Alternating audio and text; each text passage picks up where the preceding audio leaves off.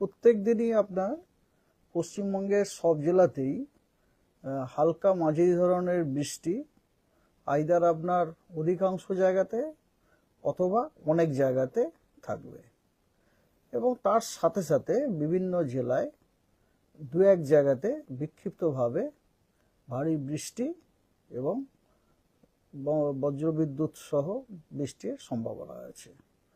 এটা হচ্ছে আপনার মোটামুটি ব্রড ফিচার আর কি।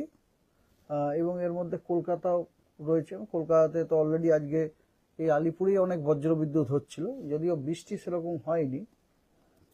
আর ব্যাপারটা হচ্ছে এগুলোর প্রধান কারণ হচ্ছে একটা সিনপটিক সিচুয়েশন আছে। মনসুন ট্রাফ যেটা আছে সেটা আপনার পশ্চিমবঙ্গের পুরুলিয়া এবং কাঁথি দিয়ে পাস করে সেটা তারপরে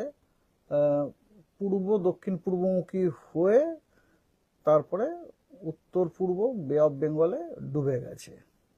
এইটা একটা বড় স্কেলের সিনপটিক সিস্টেম আছে। আর একটা সেটা হচ্ছে যেটা আমাদের লোকালি দেখা গেছে আজকে, যে সমুদ্রপৃষ্ঠ থেকে 0.9 কিলোমিটারে এবং সমুদ্রপৃষ্ঠ থেকে 1.5 কিলোমিটার ওপরে একটি চক্রবাত ঘূর্ণাবর্ত দেখা যাচ্ছে। চক্রবাত ঘূর্ণাবর্তটি মোটামুটি আপনার রয়েছে বিহার সংলগ্ন ঝাড়খণ্ড এবং সংলগ্ন গাঙ্গেয় পশ্চিমবঙ্গতে। ঠিক আছে, এই হলো আপনার সিনপটিক সিচুয়েশন। তার জন্যই আমরা এই ব্রড ওয়েদারের কথা বলি। আর ডে টু ডে ওয়েদার হচ্ছে এরকম। আজকে পশ্চিমবঙ্গের সব জেলাতেই অধিকাংশ স্থানে হালকা মাঝারি ধরনের বৃষ্টিপাত হওয়ার সম্ভাবনা আছে এবং তার সাথে জলপাইগুড়ি, নদিয়া এবং জলপাইগুড়ি এবং নর্থ দিনাজপুর জেলার দু এক জায়গাতে বিক্ষিপ্তভাবে ভারী বৃষ্টিরও সম্ভাবনা আছে। সেখানে আমরা হলুদ সতর্কবার্তাও দিয়েছি। এবং এছাড়াও আপনার আমি ওটাকে একটু রিভিউ করতে চাই। এছাড়া আপনার উত্তরবঙ্গের যে 5টি জেলা আছে, দার্জিলিং, জলপাইগুড়ি, কালিম্পং, আলিপুরদুয়ার এবং কোচবিহার, এই জেলাগুলিতে দু এক জায়গায় বিক্ষিপ্তভাবে ভারী বৃষ্টির সম্ভাবনা আছে এবং তার জন্য এই 5টি জেলার জন্যই আমরা হলুদ সতর্কবার্তা দিয়েছি ভারী বৃষ্টিপাতের। এছাড়া জলপাইগুড়ি, দুটি দিনাজপুর, মালদা, মুর্শিদাবাদ, বীরভূম, 2টি বর্ধমান, নদিয়া জেলায় 2টি 24 পরগনা এবং কলকাতার এই জেলাগুলিতে দু এক জায়গায় বিক্ষিপ্তভাবে বজ্রবিদ্যুতের সম্ভাবনা আছে, যেটা আমরা কলকাতাতে তো আজকেই আমরা দেখে নিয়েছি। 11 তারিখে উত্তরবঙ্গের সব জেলাতেই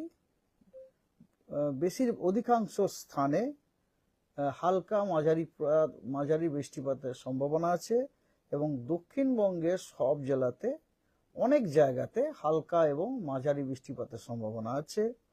তার সাথে আপনার জলপাইগুড়ি, আলিপুরদুয়ার এবং কোচবিহার জেলাতে দু এক জায়গায় বিক্ষিপ্তভাবে ভারী বৃষ্টিপাতেরও সম্ভাবনা আছে এবং তার জন্য যথারীতি আমরা হলুদ সতর্কবার্তা দিয়ে দিয়েছি। এছাড়া আপনার পুরুলিয়া, বাঁকুড়া, 2টি বর্ধমান, বীরভূম, মুর্শিদাবাদ এবং পশ্চিম মেদিনীপুর জেলাগুলিতেও দু এক জায়গাতে আপনার বিক্ষিপ্তভাবে বজ্রবিদ্যুৎ হওয়ার সম্ভাবনা আছে। বজ্রবিদ্যুৎ সহ বৃষ্টি আর কি। 12 তারিখে